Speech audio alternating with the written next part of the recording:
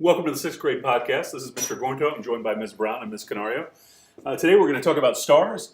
I'm going to tell you a little bit about absolute magnitude and apparent magnitude. Ms. Canario will talk about the HR diagram, and then Ms. Brown will talk to you about the life cycle of the star. The standard that we're talking about today falls into explain how the relative distance of objects from Earth affect how they appear.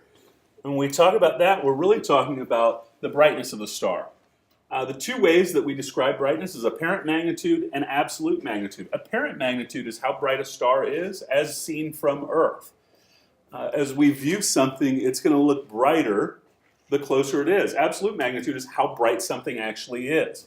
So if we kind of use an example of a light, if you have the light in the classroom, when you're in the classroom, you can read a book easily by that light, but if it's after dark and you're across the street, you're not going to be able to really read from that same light because it's not going to appear to be quite as bright. Oh, also planet sizes and distance. You know, when we did the scale model of the solar system and we went outside and you could see the different planets, the closer a planet is, the easier it's going to be to see. But the further away it is, the harder it's going to be to see. Kind of like the moon. If you think about the moon looks so big because it's so close to us. And then when you look at Venus at night, Venus just kind of looks like a star. But Venus is so much larger than the moon. It's just that it's further away. Okay, so let's look at the HR diagram now.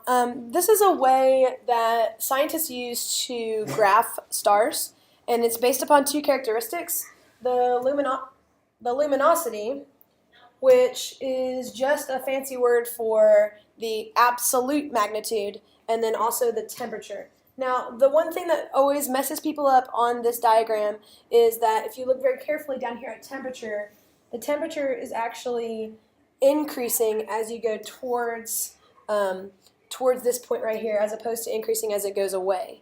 So when you look at it, you see that we have different colors for different temperature stars. The hotter stars are here on this part of the diagram, and they are blue and white.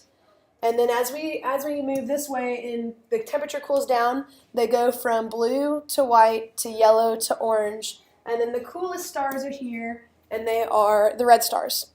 Also, this diagram is really great because not only does it show the brighter stars up here, okay, but it also shows the sizes of the stars. So if you notice, the larger stars, the giants and the supergiants, are brighter. They have a greater luminosity, whereas the smaller stars in general, the white dwarfs and the smaller main sequence, have a lower luminosity.